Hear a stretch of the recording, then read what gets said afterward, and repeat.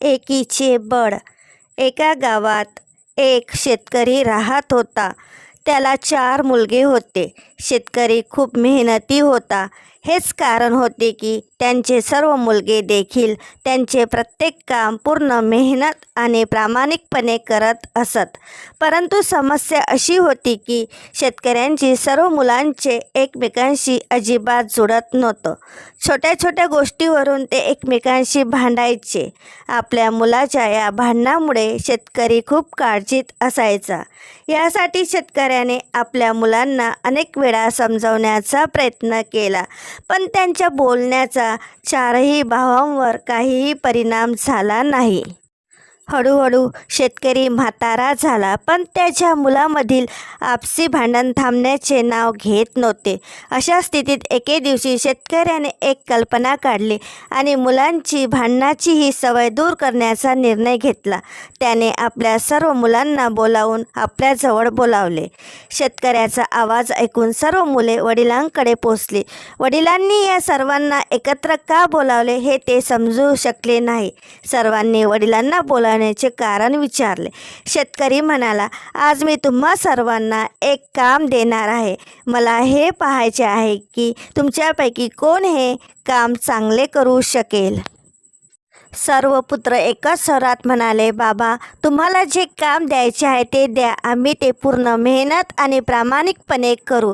मुलांचे हे बोलणे ऐकून शेतकरी मोठ्या मुलाला म्हणाला, जा आणि बाहेरून काठ्या घेऊन ये. शेतकऱ्याने त्याच्या दुसऱ्या मुलाला दोरी आणायला सांगितली. वडील बोलताच मोठा मुलगा लाकूड आणण्यासाठी गेला आणि दुसरा मुलगा दोरी आणण्यासाठी बाहेर धावला. काही वेळाने दोन्ही मुले परत आले आणि त्यांनी लाकडे व दोरी वडिलांना दिली. आता शेतकऱ्याने आपल्या मुलांना ही सर्व लाकडे दोरीने बांधून बंडल बनवण्यास सांगितले. वडिलांच्या आदेशानुसार मोठ्या मुलाने सर्व लाकडे एकत्र बांधून बंडल बनवले. लाकडांची एकत्रित मोडी तयार झाल्यावर मोठ्या मुलाने शेतकऱ्याला विचारले, बाबा, आता आम्हाला काय करायचे आहे. वडील हसले आणि म्हणाले, मुलांनो, आता तुम्हाला तुमच्या ताकदीने या लाकडाचे 2 भाग करावे लागतील. वडिलांचे म्हणणे ऐकून मोठा मुलगा म्हणाला, हे माझ्या डाव्या हाताचे काम आहे. मी हे काम नीटात करेन.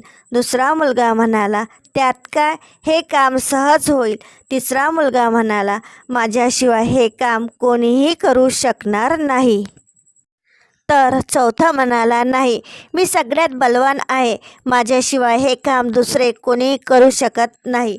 मग काय, सगळे आपापले म्हणणे सिद्ध करण्यात मग्न झाले आणि पुन्हा एकदा 4 भावांमध्ये भांडण सुरू झाले. शेतकरी म्हणाला, मुलांनो, मी तुम्हा सर्वांना भांडणासाठी इथे बोलावले नाही, पण मला हे बघायचे आहे की तुमच्यापैकी कोण हे काम चांगले करू शकेल.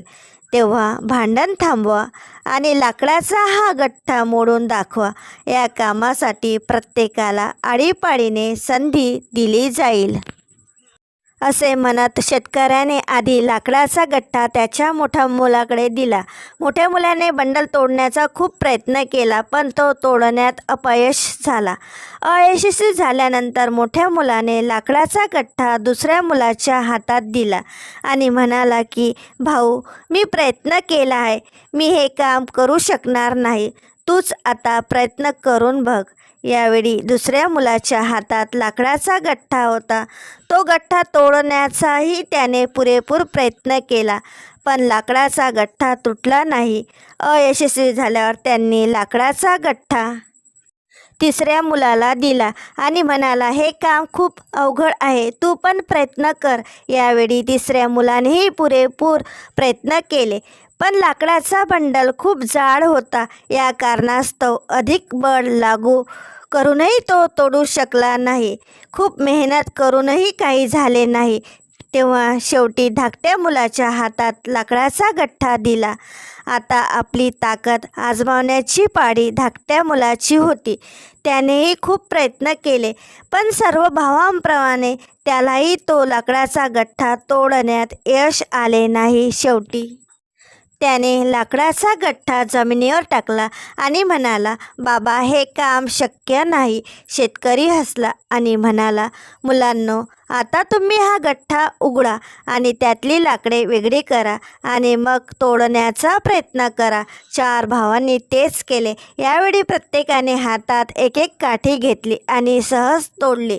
शेतकरी म्हणाला, मुलांनो, तुम्ही चौघेही या लाकडांसारखे आहात. जोपर्यंत तुम्ही या काठ्यांसारखे एकत्र राहाल तोपर्यंत कोणीही तुमचे नुकसान करू शकणार नाही. परंतु जर तुम्ही एकमेकांसोबत भांडत राहिलात तर तुम्ही या एकट्या काठ्यांप्रमाणे सहज तुटून जाल. शेतकऱ्याचे म्हणणे ऐकून आता सर्व मुलांना वडिलांना काय समजावायचे आहे ते समजले. सर्व मुलांनी त्यांच्या चुकांसाठी माफी मागितली आणि वचन दिले की ते आयुष्यात पुन्हा कधीही एकमेकांशी भांडणार नाहीत. नैतिक शिकवण. एकात्मतेतील सामर्थ्य. ही कथा आपल्याला सांगते की एकता ही सर्वात मोठी शक्ती आहे. जर आपण आपसात एकरूप राहिलो तर कितीही अडचणी आल्या तरी त्याचा सहज सामना करता येतो. दुसरीकडे जर आपण एकमेकांशी भांडत राहिलो आणि वेगळे राहिलो तर छोटी समस्याही आयुष्यभर ओझे बनू शकते.